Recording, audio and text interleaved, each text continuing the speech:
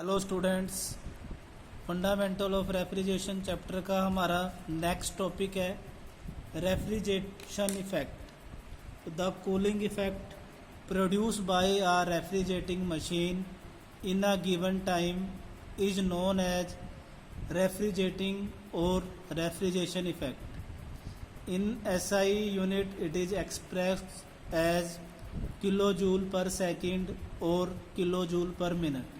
तो refrigerating effect क्या होता है कि मान लो कि हमने फ्रिज में पानी रखा है जिसका इनिशियल टेम्परेचर था 10 डिग्री सेंटीग्रेड। तो हमने अगर 1 मिनट बाद उसको बाहर निकाला, उसका टेम्परेचर था 5 डिग्री सेंटीग्रेड। तो कितना कूलिंग इफेक्ट प्रोड्यूस हुआ? 10 - 5 मतलब 5 डिग्री सेंटीग्रेड।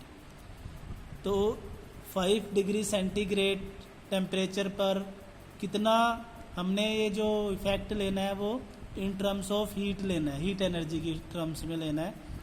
तो मतलब कि 1 मिनट में रेफ्रिजरेटिंग सिस्टम ने कितनी हीट को एक्सट्रैक्ट किया है वो इक्वल टू किसके होता है कि कितनी कूलिंग हमने प्रोड्यूस की है। ठीक है, तो इसी चीज़ को हम कहते हैं रेफ्रिजरेटिंग और रेफ्रिजरेशन इफेक्ट। तो अगर हम यूनिट्स की बात करें, रेफ्रिजरेशन की क्या यूनिट्स होती हैं? तो the practical unit of refrigeration is expressed in term of ton of refrigeration. Practical unit क्या है? Ton of refrigeration. और इसको हम कैसे लिखते हैं? Abbreviated as capital TR। और 1 टन ऑफ रेफ्रिजरेशन क्या होता है? It is defined as the amount of refrigeration effect produced by the uniform melting of 1 ton मतलब 1000 kilo of ice from and at 0 degree centigrade in 24 hours। तो अगर हम 1000 kg बर्फ़ को किसी जगह पर 24 आवर्स के लिए 0 डिग्री सेंटीग्रेड पर रख दें तो उसकी मेल्टिंग के कारण जो कूलिंग इफेक्ट प्रोड्यूस होगा उसको हम कहते हैं 1 टन ऑफ रेफ्रिजरेशन। तो जैसे कि हमें पता है कि लेटेंट हीट आइस की होती है, वो होती है 335 किलो जूल पर केजी। अब ये लेटेंट हीट क्या होती है? तो आपने थर्मोडाइनमिक्स में पढ़ा होगा कि लेटेंट हीट क्या होती है कि जिस हीट के एडिशन या रिमूवल से किसी भी सब्सटेंट का फेस चेंज हो जाता है विदाउट चेंजिंग इट्स टेम्परेचर, तो उस हीट को हम कहते हैं लेटेंट हीट। और जिस हीट के एडिशन या रिमूवल से किसी भी सब्सटेंस के टेम्परेचर में 1 डिग्री का राइज होता है उसको हम कहते हैं सेंसिबल हीट। तो लेटेंट हीट ऑफ आइस कितनी है? 335 किलो जूल पर केजी। तो 1 टन ऑफ रेफ्रिजरेशन निकालने के लिए हम क्या करेंगे कि 1000 हमारी आइस थी, उसको मल्टीप्लाई कर देंगे लेटेंट हीट से, और हमें कितने आवर्स के लिए रखना है उसको? 24 आवर्स को। तो फिर हमने इसको सोल्व किया 24 × 60, तो ये हमारा आ गया मिनट्स में 232.6 किलो जूल पर मिनट के इक्वल होता है 1 टन ऑफ रेफ्रिजरेशन। ठीक है, लेकिन इन एक्चुअल प्रैक्टिस जो 1 टन ऑफ रेफ्रिजरेशन हम लेते हैं equal to 210 kilo joule per minute और 3.5 किलो जूल पर सेकंड, जिसको हम किलो वाट भी कहते हैं। तो नेक्स्ट है हमारा कोफिशिएंट ऑफ परफॉर्मेंस। तो जैसा हमारे मशीन्स के अंदर या हीट इंजन्स के अंदर हम उसकी एफिशिएंसीज निकालते थे उसकी इफ़ेक्टिवनेस को चेक करने के लिए, तो ऐसे ही रेफ्रिजरेशन इक्विपमेंट्स के अंदर हमारी COP होती है। तो COP of a refrigerating machine is the measure of its effectiveness. तो हम इसको कैसे डिफाइन करते हैं? It is define as the ratio of refrigerating effect. तो रेफ्रिजरेटिंग इफेक्ट क्या था कि हम रेफ्रिजरेटिंग इफेक्ट क्या है कि इक्विपमेंट ने रेफ्रिजरेटिंग सिस्टम के अंदर से कितनी हीट को एक्सट्रैक्ट किया है, मतलब निकाला है, या कितनी कूलिंग प्रोड्यूस करी है to the heat equivalent of the work supplied to the refrigerating machine, और उस काम को करने के लिए हमने कितना हीट सप्लाई किया है रेफ्रिजरेटिंग इक्विपमेंट को, उन दोनों के रेशियो को हम कहते हैं कोफिशिएंट ऑफ परफॉर्मेंस। ठीक है, तो ये जो होती है थियोरेटिकल सीओपी है वो होती है क्यू अपॉन डब्ल्यू। क्यू क्या है हमारा यहाँ पर रेफ्रिजरेटिंग इफेक्ट है किस यूनिट्स में, हीट की यूनिट्स में।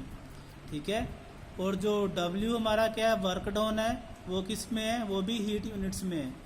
मतलब कि रेफ्रिजरेटिंग मशीन ने कितना रेफ्रिजरेटिंग इफेक्ट प्रोड्यूस किया, और उस रेफ्रिजरेटिंग इफेक्ट को प्रोड्यूस करने के लिए उसने कितना वर्क डन किया, दोनों हीट यूनिट्स में लेना है, तो उन दोनों के रेशियो को हम कहते हैं कोफिशिएंट ऑफ परफॉर्मेंस। तो in most of the cases जो सीओपी की वैल्यू होती है हमेशा 1 से ज़्यादा होती है।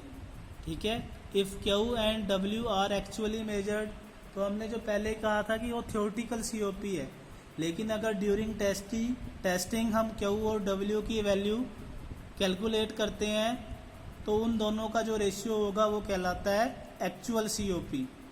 और नेक्स्ट है हमारी रिलेटिव सीओपी।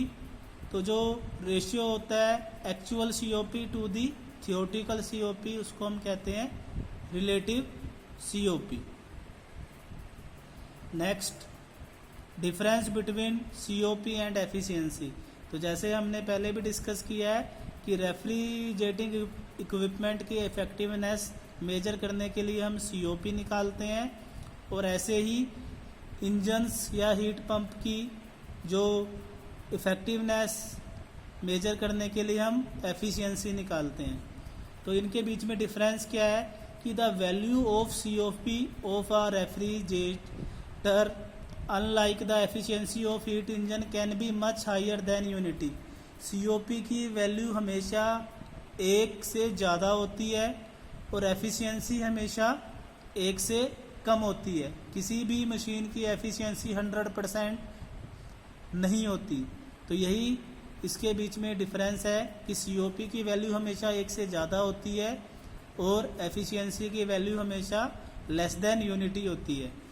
और जो सीओपी है is the reciprocal of the efficiency, वो एफिशिएंसी का रेसिप्रोकल होता है। That means one by efficiency is equal to COP. Next और लास्ट टॉपिक है हमारा इस चैप्टर का मेथड्स ऑफ रेफ्रिजरेशन। तो there are many methods of refrigerations but commonly use methods are ice refrigeration, dry ice refrigeration, air expansion refrigeration जो हम chapter 4 में detail में स्टडी करेंगे, evaporative refrigeration, vapour compression refrigeration ये भी chapter 2 में हम डिटेल में स्टडी करेंगे, वेपर एब्जॉर्प्शन रेफ्रिजरेशन सिस्टम ये चैप्टर 5 में हम डिटेल में स्टडी करेंगे, steam jet refrigeration, gas throttling refrigeration, liquid gas refrigeration, thermo electric refrigeration.